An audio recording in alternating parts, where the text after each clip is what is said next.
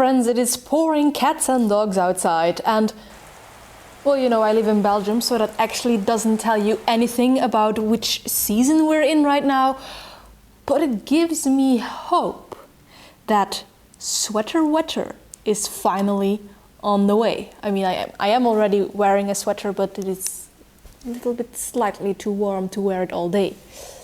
I am also feeling like in the mood for a revenge project. Now, the project that needs to be taken revenge on is not something you have seen. It is this sweater. This sweater is made after a 1940s pattern, but probably my gauge was off or something because it's way too big and it doesn't fit me like a vintage sweater. So we're going to vintageify this vintage sweater. Now, how can I make a vintage sweater with birds more vintage? You know, other than just actually making one that fits. What were birds before they were birds? They were dinosaurs. I don't know if you can see very clearly, but I have sketched out a dinosaur. Coincidentally, it is a parasaurolophus, which is my favorite dinosaur, to match the bird pattern on this sweater. So we're going to make the vintage bird sweater, but make it more vintage. Let's make it a dinosaur sweater. I will digitize this dinosaur and put it on my Patreon page on the free level so you can all access it. I will also link the pattern for the sweater in the description if I can still find it, so that you can knit along if you like. In the original 1940s pattern, the sweater is blue. So it is finally time to take out the blue merino band that we made. If you haven't seen that video, I will link it up here. No, it's up there. I don't know. In one of the two corners and in the description. I have up until now 4 skeins of that. If it's not enough, I still have more of the components of this yarn, and we can still spin some more, you know, that's oftentimes how these projects go. And for the dinosaurs, I'm still a little bit debating. I initially thought just white, but I also spun this as like a pre-Tour de Fleece practice. That might be, you know, too much variation. This is a variegated yarn, and this also, so yeah, I'm going to stick with the white. I think that's a good decision. What would you make with this yarn though? Leave your suggestions in the comments.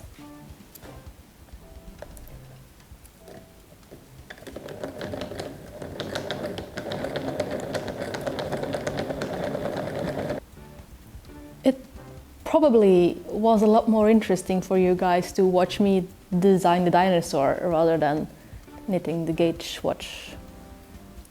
I realize that now, but I designed the dinosaur when I was bored at work, so shh, don't tell my boss. About the gauge swatch, however, I have already gone 1/4 of a needle size down, and I'm making a second try at this swatch because at the recommended needle size it was kind of as expected too big, even though this yarn is much thinner than the yarn I used for my previous iteration of this bluebird jumper. 3 Fair Isle motifs on the front yoke. Now will you look at that? The tiniest little swatch that is perfectly on gauge.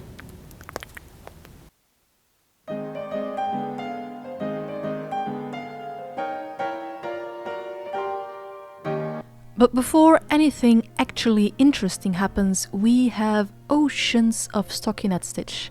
So much so that I could practically do it with my eyes closed. Friends, I need you to come inside to the living room with me because there has been a development. Oh boy, oh boy, oh boy, oh boy, I'm banging into everything. And it's dark outside. Oh, it's so dark. So after our large swaths of stockinette, like literally an entire back piece and almost an entire front piece, I started this in a train and I didn't have my smaller size needle to do the ribbing, so I still have to do the ribbing on the front piece. I just did a provisional cast on and I will do it later. But I am at that point where I have decreased everything I need to decrease for the armholes, so we can start the interesting part, the actual goal of this video, the Fair Isle motif of the parasaurolophus. However, upon looking at my sketch, I think I got some stuff not wrong, but I have drawn my parasaurolophuses, parasaurolophi, as if I was going to start knitting them left to right, but actually I'm going to start right to left. So what I think I'm going to do is, I have this page where I started drawing my dinosaur but was wrong. I'm going to cut this out, stick it up here, and then try and draw my 3 dinosaurs together on the page so that I have everything where I need to fit however many stitches, you know, that I at least have something visual to base myself on.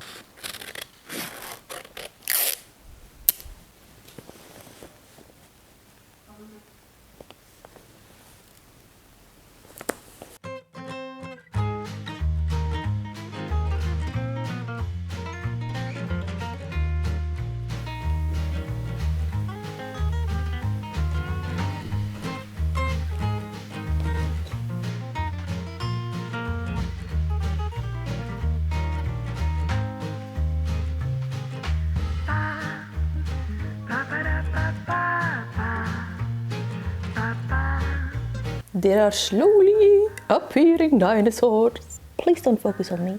However, I must tell you that I have completely let go of the idea to do this in Intarsia, as the pattern actually describes that you should do it. 3 different balls of white yarn for your 3 dinosaurs. Hell to the no! Doing color work knit flat is hard enough as it is, but managing 4 skeins of yarn, that's an amount of chaos that needs an orderly brain, not chaos with a chaos brain, because it just doesn't work. I also think the Intarsia would make a lot more sense with the birds that are actually just big blobs, but I have kind of small separate bits with the legs and the tail and the arms of my dinosaurs. So I just went with regular ass stranded knitting over here. Floats are looking okay, even with flat knitting. Yeah, next color work project I'm doing will be one in the round. It's just so much easier. They are so derpy!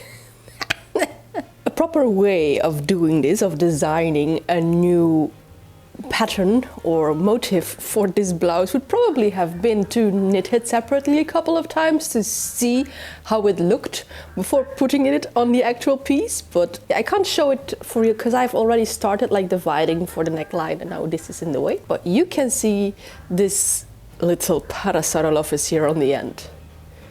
It's, especially its tail is really derpy, and the front paws, the arms. But I do enjoy looking at them a lot. The backside, however, not so much. That's really messy. But so yeah, let's divide for the neckline, and then, my friends, it is another ocean of stockinette, for we will start on the sleeves. I will still need to find a way to make that at least a little bit visually interesting for you.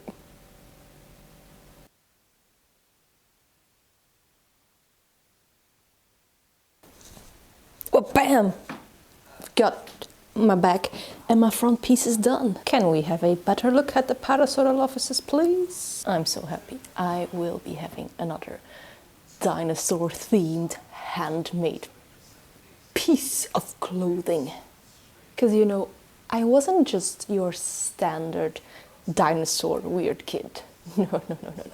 I was your full-fledged geology weird kid. Like, I was the kid that at 9 years of age had a subscription to a magazine all about minerals and precious stones. I was the kid that thought of a nice family vacation of being 1 week crouched over the sand trying to be the first to find certain species of seashells, like a trivia. And I am still the kid that is now going to be utmost goblin and show you the treasures I got. So if you have seen this video, then you know we are on holiday to Spain, and during my hike I found this pretty little ammonite. And then yesterday we went to the beach and yeah, treasure. Drop a treasure. Treasure like this just makes me so happy and giddy, and I cannot wait to get home and try to figure out which species I actually found. I know this one because I have found it before. This is a Noah's Ark, but all the rest are completely new to me, and I cannot wait to dig into my shell encyclopedias and figure out what these are. Let's get knitting on the sleeves, because this video still is about knitting, right? And not about goblin treasure.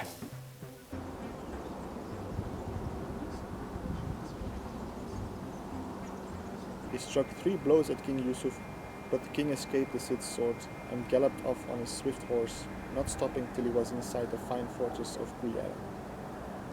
The Cid, with some of his men, pursued him right up to the fortress, and then turned back. Over the past 48 hours, I spent a total of 17 in a car driving back to Belgium, which means that I have finished knitting my parasaurolophus sweater, which means that right now, as per the instructions, we're going to steam block it.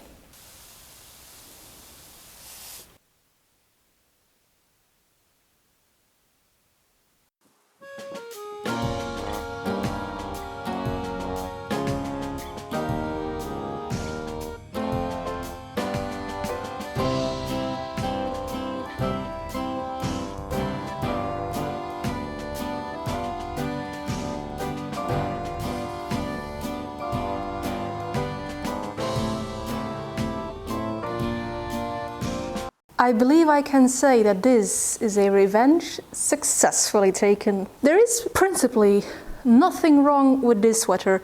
However, when looking at this and feeling this and wearing this, I notice how much I have grown personally as a knitter and a crafter overall. Let's talk about that. When I knit this bird sweater, it was the very first time that I ventured into something that was quote unquote more fancy of a yarn. Don't get me wrong, it is still 100% acrylic and it was like €4 a skein. So nothing actually special.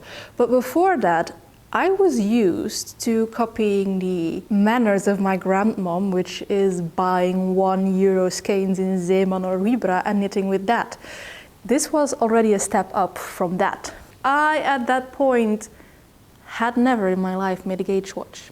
Not that I make actual good gauge swatches now, but at least I try to guesstimate if I'm close. Did not do that for this one, so it became too large for me. As this was my first foray in fancier yarns, it is at least over 3 years old, because I started spinning in 2021 and from then on became a true wool snob. I want that 100% woolen goodness, and being able to spin, of course, makes me able to do that whenever I heckin' want and in whatever colors I heckin' want. Another thing that you may or may not have noticed is, haha, look, here is a bit of yarn. Here's another one. While making this one, I realized how much more care I put into the finishing off of the garment. I have no more loose ends on this sweater, nowhere. You can come over and check the inside if you want to. Not taking this one off right now. And I blocked it. And I didn't even think twice about it.